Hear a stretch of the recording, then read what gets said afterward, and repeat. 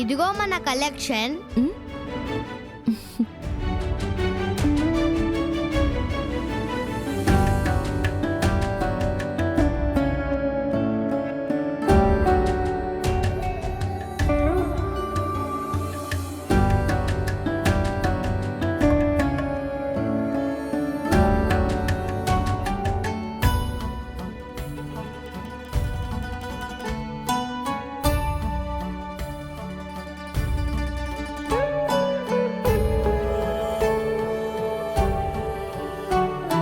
అమ్మా సిరి, నా ఆరోగ్యం కోసమే ఎక్కువ డబ్బులు హుండీలో వేస్తున్నావు. ఈ పరిస్థితుల్లో నా ఆరోగ్యం కంటే మన హరికృష్ణ గాడి చదువు కోసం ఖర్చు పెట్టాలి కదా. వాణ్ణి మంచి స్కూల్లో జాయిన్ చెయ్యాలి కదా. బామ్మ, వాడి చదువు కోసం ఆ డబ్బులు సరిపోవచ్చు. ఒకవేళ సరిపోకపోయినా నేను ఇంతకంటే ఎక్కువ కష్టపడి వాడికి ఎంత డబ్బులు అవుతాయో అంత జమ చేస్తాను. కానీ వీటన్నిటికంటే ముఖ్యం నీ ఆరోగ్యం కదా. నా ఆరోగ్యానికే ఉందిలేమ్మా, కాటికి కాళ్ళు చాచుకుని ఉన్నాను. ఏంటి బామ్మ ఆ మాటలు?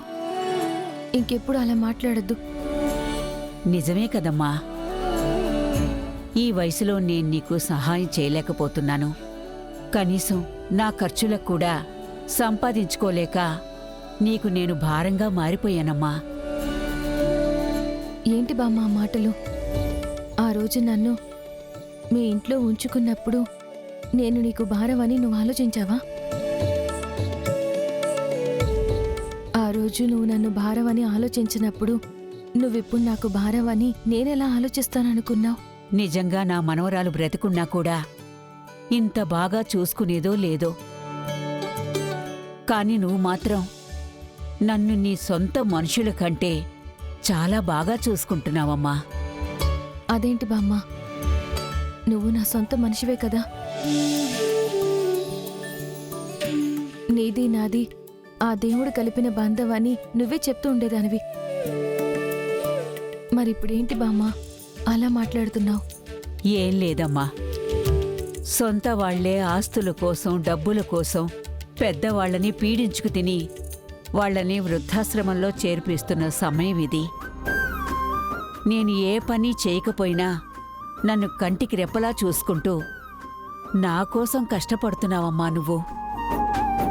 బామ్మ, నువ్వు నాకు ఎప్పటికీ భారం కాదు, నువ్వు నా బాధ్యత. ఒసే రమణమ్మ, నేను పుట్టక ముందు నువ్వు మా అమ్మ కోసం నా కోసం ఎంత కష్టపడ్డావో అమ్మ మొత్తం చెప్పింది. మనం ఈ ఊరు రాగానే నువ్వు మా కోసం గాజులు అమ్మేసావంట కదా, మమ్మల్ని బాగా చూసుకున్నావంట. మరి నీ గాజులు నీకు రిటర్న్ ఇవ్వాలి కదా.